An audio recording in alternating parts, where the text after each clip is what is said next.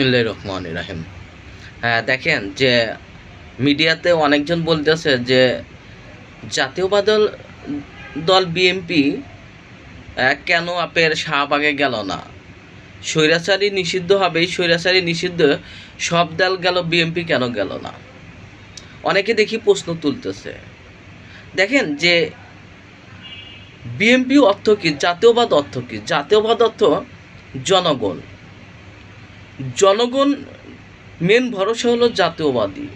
আর জনগণ যেটা চায়, জাতীয়বাদী শক্তি এবং জাতীয়বাদী দলগুলো তাকেই সমর্থন করে। এখন শাহবাগে সব দল গেছে, সব দল আন্দোলন করতেছে এবং সব মানুষ জনগণ গেছে আছে।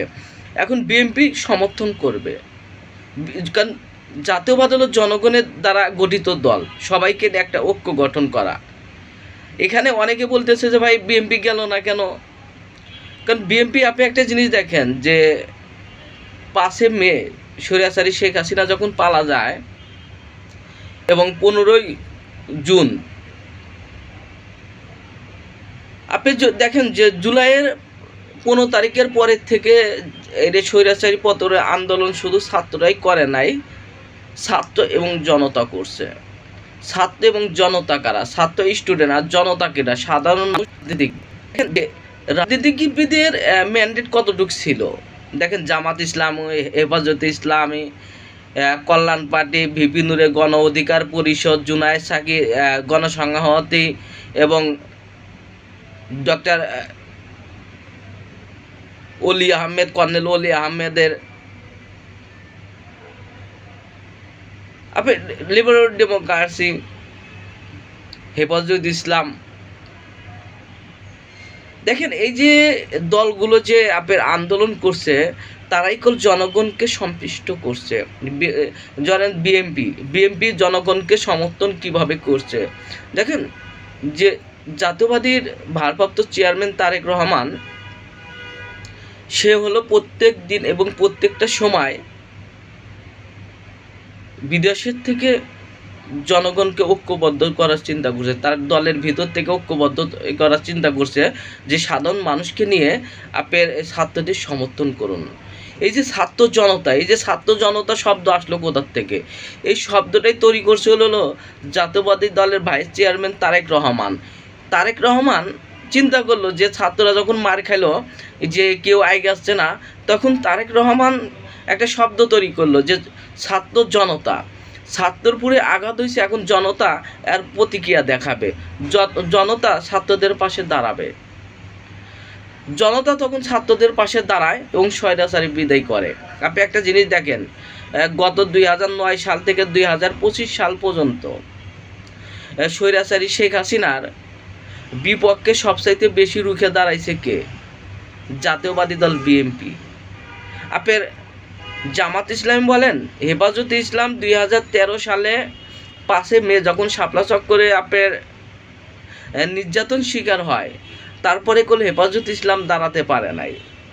2014 সালের পরে যখন জামাত ইসলামী শ্রেষ্ঠ নেতারা গোলাম আজম, মৌলানা দেলোয়ার হোসেন সাইদি, কাদের মোল্লা সহ এই যে আপনার সিনিয়র নেতাদেরকে ফাঁসি দেয়, ফাঁসি দেওয়ার পরে জামাত ইসলামী আর দাঁড়াতে পারে নাই। জামাত ইসলামী এতটাই ভয় ছিল এবং এতটাই ছিল যে আন্দোলন করলেই পুলিশ তাদের গ্রেপ্তার করতো। জামাত ইসলামীর নামেই এই ডাপের বলতে পারতো না যে আমি জামাত ইসলামী রাজনীতিক করি। দেখেন কতটা ভয়াবহ একটা পরিস্থিতি ছিল, কিন্তু তার মধ্যে জাতীয়বাদী দল বিএনপি আন্দোলন করত। এবং হ্যাঁ, আপনি যদি বলতে পারেন যে বিএনপি সরকার পতন করতে পারে নাই, কিন্তু ঐক্যবদ্ধ করতে পারছে, বিএনপি সাহস যোগাতে পারছে। আপনার শুক্রবার হলেই বিএনপি আন্দোলন করছে। আপনি যদি দেখেন যে 2021 সালে যখন স্বৈরাচারী শেখ হাসিনা জাতীয়বাদী দল বিএনপিকে ঢাকা শহর আন্দোলন করতে দিবে না, জনসভা করতে দিবে না, বিএনপি কোল স্বৈরাচারী সরকারের এইটাকে চোখ হুকুম উপেক্ষা করিয়া, তাদের ভয় ভীতি উপেক্ষা করিয়া, তারপরেও কোল আপনার গরুর হাটে হলেও তারা আন্দোলন করছে এবং জনসভা করে দেখাইছে যে আমরা আছি। আপনি শুধু তাই নাই, আপনি যদি 28 মে 28 নভেম্বর দেখেন যে বাংলাদেশের কোথাও শেখ হাসিনা নামতে দিবে না কাউকে, কিন্তু জাতীয়বাদী দল বিএনপি ঠিকই করে রাস্তায় নামছে। এবং সেই দিন জাতীয়বাদী দল বিএনপির 7 জন নেতাকেও হত্যার শিকার হয়। দেখেন বিএনপি এত নেতা মারা যাওয়ার পরেও বিএনপি জাতীয়বাদী দল বিএনপি দমে থাকে নাই, সরকার পতনের এক আন্দোলন করছে এবং এক চেষ্টা করছে। বিএনপি থামা যদি থাকতো, আপনি যেমন অন্যান্য দলগুলো আপনার কোনো সংগঠন ছিল না, অন্যান্য দলগুলো আপনি ছোট ছোট দলগুলো রাস্তায় দাঁড়াতেও পারে নাই। আপনি যদি বলেন যে ভিপি নূর পরবর্তী কিছু আন্দোলন করছিল এই আপনার, কিন্তু সেই আন্দোলনে মানুষজন হয় নাই। জুনায়েদ সাকি বলেন, মান্না বলেন, দেখেন তারাও আন্দোলন করছিল কিন্তু তাদেরকে লোক ছিল না। যখন বিএনপি পিছনে হাঁটলো তারপরে দাঁড়ানোর লোক ছিল না, বিএনপি দাঁড়ানোর লোক ছিল। বিএনপিকে এত অত্যাচার এত গুলি, দেখেন 28 অক্টোবর পরে আপনার বিএনপির পল্টন ময়দানে এবং কাদের সামনে যে গেছে তাকেই গ্রেপ্তার করছে।